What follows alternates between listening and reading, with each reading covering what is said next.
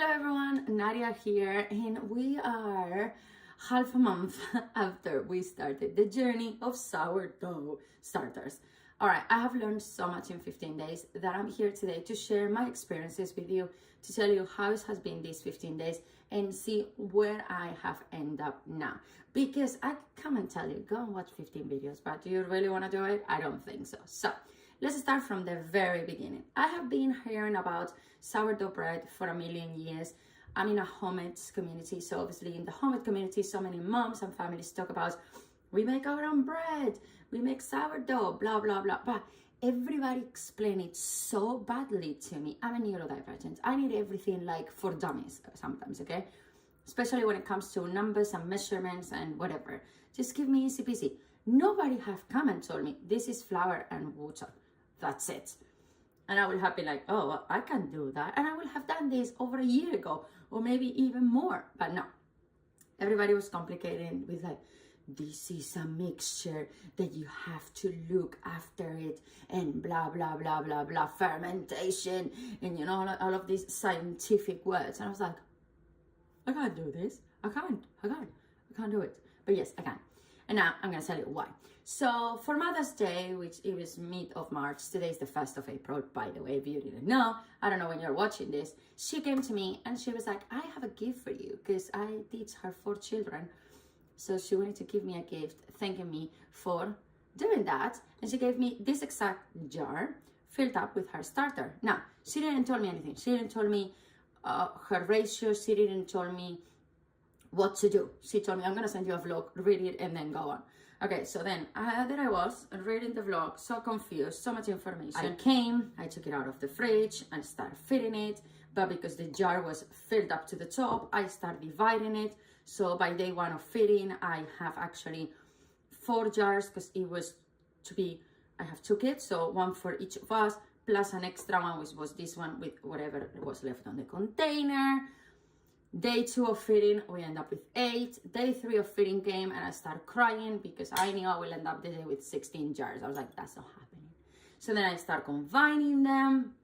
Again, I was having these ginormous jars filled up with mixed of different type of starters. And then one day I said to my kids, listen, you know what? We have to stop feeding them. We have to start baking. So we started doing a lot of baking and it was amazing and delicious. And I mean, it was just like 3, 4, 5 recipes going on. We loved it. As where we are right now with the old, nearly to be 16 jars to become now old ones 3. So I still have this one, which is the one that is doing all the baking and it's gonna continue. It hasn't been fed. It's on the fridge. So every day I'm taking it out and I'm making a recipe. So yesterday I reduced to nearly or more than 50% of what it was on this jar. So can you imagine how big this is? I was having, I think, over a kilo something of starter, which again, it's all right. I mean, it's good enough. It has bubbles, it's gooey, it has the hoosh or hooks or hooch, however you call it. I don't even know how to pronounce it. I'm Spanish, by the way. I think I didn't tell you. So we have this from the very old gift. Then we have this beauty, which is my daughter's now. And here we have, this is a wholemeal bread flour. So we have bubbles in there and we have a beautiful texture in there. It's quite gooey. This was fed yesterday and you can see we put this yarn so we can see how much it has rised overnight. There we go. And this one, so originally this one was a 1-to-2 ratio, and then throughout the days I start seeing that it was becoming really liquidy. So we have been feeding only bread flour throughout the past few days. Why? Because we wanted to make it thicker. Now finally it has a consistency that it is what it's supposed to be. Couple of days ago it was extremely liquid, like running water, worse than the one that I have on the fridge. Then we have the absolute original. Okay, this one has been kept from the first gift that it was given, but I believe this mom was using white flour and I moved it to become wholemeal. Now Speaking with those kids, I realized they are also gluten intolerant. So I was even wondering if this mother has used gluten-free flour. And then here I am mixing it all up, I'm messing it all up. So maybe that's why my starter is acting up. And it's like, what are you doing? Anyhow, when I asked the mom, she's like, I can't remember. I was having it on the fridge. I was like, I'm gonna give it to her, and then that's it. So that is a big deal, but it's all right. By now, over 15 days later, here is how much we have, and there is the consistency and how does it look, which is beautiful. Perfect. This is like an old starter, okay? So this one smells beautifully, and they are just like ready to go, both of them. And then I went to shops yesterday. I needed to buy more flour, and I couldn't get to my normal store, so I went to an Asda here in the UK. And I've got, which I'm not really happy because for an unknown reason they are not vegan, I'm vegan, which is the strong white bread flour, the wholemeal bread flour, and the gluten-free bread flour, white bread flour. So, because I can't find the science behind the absolute original, I say, you know what? I have found an amazing lady who has explained me everything perfectly fine. And here I can come and share it with you. So, what I've done yesterday, okay, I took from each of the flours and I created a new starter. And that's what I'm gonna be sharing for the next 7 to 8 days. What is going on with our starters that we have started from absolute scratch. So here we have the strong white bread flour, okay, there you go. This is how is it looking. All right, nice, nice, nice. Does it have bubbles? Maybe. Shouldn't have nothing. It's just a start yesterday. So 3 of these, what they have from each of the 3 flours that I told you is 50 grams of flour, 50 grams of water. That's what they have. Here we have the wholemeal one, which you get more bubbles. This is the thing I found with this flour, you get bubbles instantly, but it's really dry. See how it's less runny than the other one? There we go. And last but not, you should never really like tight it up. I learned that you just put the lid and let it be so it can breathe in. And here we have our gluten-free, which looks like a baby, you know, there we go. It look more of like a cream or like a yogurt. There are some little bubbles in there. So these 3 are brand new babies, okay? They have just been created yesterday, which I think the first creation of it is just as simple as you take a glass jar, you take your scale, then you, digital scale, then you put it on 0 and you put your jar on top of it, 50 grams of flour, 50 grams of water. If you skip a little bit, like you put 51, 52, well, adjust it with whatever is the other thing. You put 52 of water, put 52 of flour. That's it. Now, I'm gonna take my notebook because we need notes. This is very important. We are on day 2. So today, we're gonna do 30 grams of flour, 30 grams of water. So not 50-50. And here it is, okay? What happened with me? I was, when I got the gift, I was so confused. All the vlogs and videos that I was watching were so confusing. And there are a few things that I have learned. Okay, my flour is not the same flour than others people's. My water is not the same water than others people's. My room temperature is not the same one than other room temperature people. So all of those 3 are essential for your starter. So can you copy and mimic what somebody else is doing? No. Not even if you go and buy this at the store, same one. Why? Because, as I say, the water that we are using, it might be different. The room, it might be different. There's people that like to have more of a cold thing. Starters love warmth. That's how they grow. And then the colder your room is, the longer they take to rise, and so on. So there are so many things you need to look after to make sure your starter is just thriving. So I was so confused. And another of the things, which see, this is why I end up with 16, and I don't want you to end up with 16 jars, is people were saying that I needed to take this. So let me turn on my scale. I'm gonna explain it to you. I needed to put it in here.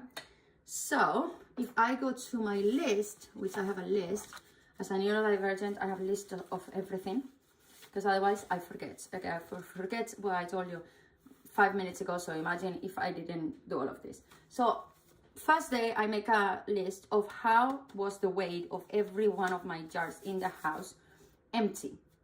So I could come right now and check. So this one is gem jar. So if I come to my phone, to my calculator, and then I say, okay, this one, it says 362. So from 362 minus gem jar, which is 200, means I have 162 grams of a starter. This is where people confused us, and it's not nice, and it's a waste of water, flour, time, energy, patience, and it's the reason why people take this and chunk it on their bean, because they get tired of the confusion. So people was telling me that I needed to put, what did I say, 160? Yeah, people were telling me, now you need to feed it 1:1 ratio. So how much starter do you have? 162. Okay, you need to feed 162 of flour and 162 of water. So that's why I moved from this to this to this within 3 days. Do you get it now? That is so wrong. You don't have to do that. You don't wait like many other people. And now I have found it, because obviously I have kind people that they were like, you're watching the wrong people, you're doing this wrong. That's not the way. You have to stop. You're gonna end up with a kitchen with 100 jars, and none of them will be properly fermentating. So stop right now. So that's why I did it. I listened to the people, because I follow the people sometimes, you know, and I like to hear people that has a little bit more knowledge than me. So when I found this lady, which I never remember to pronounce her channel, her name is Elaine, and I will put her channel in the description box down below, so you can go and watch her. She's from the UK, which is one of the things that I like the most, because I'm here in the UK too, which means whatever ingredients she's using, I can easily get them as well. And that made me feel a lot more comfortable with it, number one.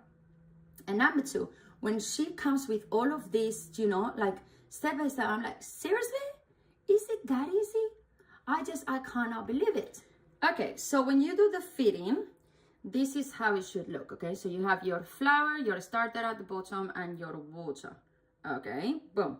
So then now, what do? Is we take a spoon and we just mix it up, okay? So it's all become, in this case with the wholemeal, it becomes more of like a porridge, I would say, you know, like a gooey, dry porridge.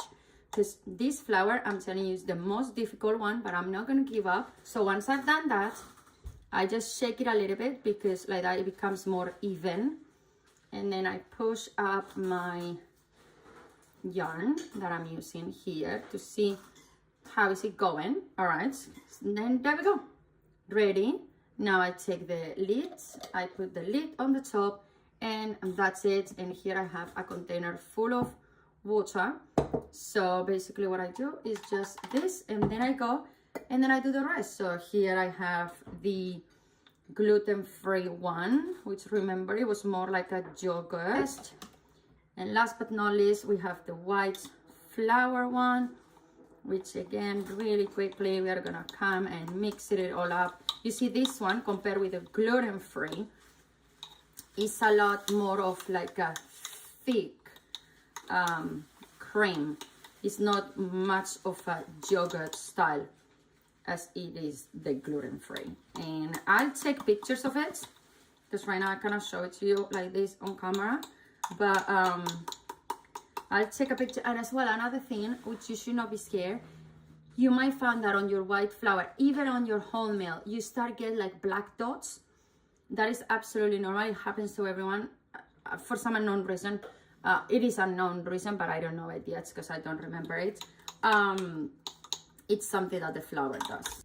And last but not least, things that I want to show it to you is How do the sourdough starter look and feel and sound throughout the days? Well, this one, look at that, it has even a bubble just right above it.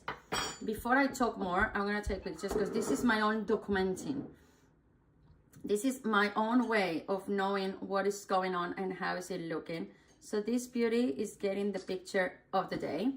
And now let me put it close to you. Let's see if we can hear how this beauty should be sounding after many days of feeding, okay?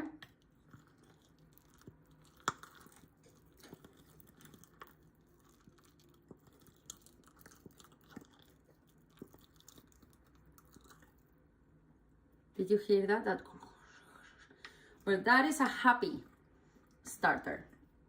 A very happy, not hungry at all starter.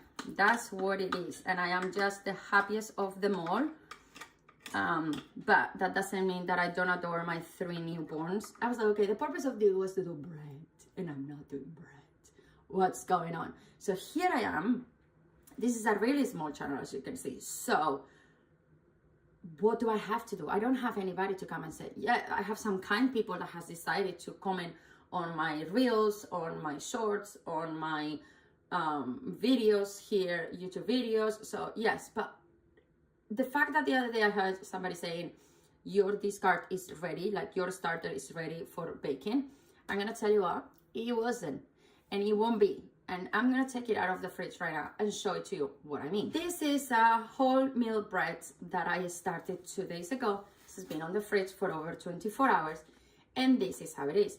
It hasn't changed since the first stretch and fold that I did, okay? It hasn't changed. Now, I have been doing a lot of research lately about the wholemeal, how dry it gets, how different it is. Because if I compare this with people that do white flour, I see this gooey, these bubbles, this alive, this jelly, you know, effect that I never had with the wholemeal. So I'm still learning about it. And there's a lot of people that cannot give you answers in there. So it's frustrating for me to see a lot of people uploading videos and not explaining how to treat those things. Like why it's not rising properly, why it's not having the gooey effect, why it's not having the massive ginormous bubbles. It's gonna go in the oven today, so it's gonna be a tomorrow video to tell you how this went, to be honest, because I have to go. I told you we have a party, so I have to get ready for that, and then I have more things to do. So today I cannot put, you see, I cannot put my time on sourdough the whole day. There are days when we are all day home. There are weeks and days of the week where we are barely home. So the fact that I was codependent of this sourdough, like, oh, I'm feeding, oh wait, prepare this, oh wait, that makes this. No, I don't enjoy life. And life, like sourdough is not gonna drive my life, okay? We need to drive them. We need to tell them they are babies. Sourdoughs, they are like children, they are babies. And we are the grown-up in charge. So we get to tell them how they behave. So that is why we need to feed them when we can, and we need to take care of them when we can. They don't get to cry all day around and us running to see what's going on with them. No, not this mama. That's not happening. Put this bad boy to the oven and pray for the Lord of Breads to give me something eatable. I'm not saying give me the best sourdough ever. Please, Lord. No. At least give me something eatable. Because the amount of videos as well that I watch of people opening the bread and it's completely raw and you have to throw it out, I'm like, I've been working on this since Monday. It's Wednesday today. Okay, that's a 3 days job. And you're telling me I'm going to have to chunk it on the bean? Not this mama. See again, not this mama. Not happening. Because as I say, I have 2 jobs. So I didn't want to have a third one that became sourdough. Do I love baking? Do I love cooking? Absolutely. I'm going to an egg hunting later on with my kids, and I'm bringing homemade sourdough chocolate chip cookies. I'm going to show them to you, and a banana bread, because I want to share that with the families rather than go to the store and buy stuff coming out from a plastic bag that we don't even know where it comes from. So here are the cookies, and here is the banana bread that I did yesterday. I did 2 of each, so I have another banana bread. and I did a lot more cookies. And what I've done is we tested, my kids and I, to make sure it was delicious and it was well cooked, and so on and so on, so that I can come now and I'm confident that this is absolutely delicious. That's something that you should do as well if you're gonna bring food to a place. Make sure what you're bringing is correct. Anyway, let me put this away because it's too heavy. Anyhow, thank you so much for being here. I hope I teach you something good. Let me know in the comments, and I'll see you tomorrow because I'm here every single day with all of this madness, and we will be checking how our babies are doing by day 3 because today is day 2, but we are gonna see the result of day 2, and then we're gonna feed them. And I wish you a wonderful Wednesday. Until I see you, peace, love, bye.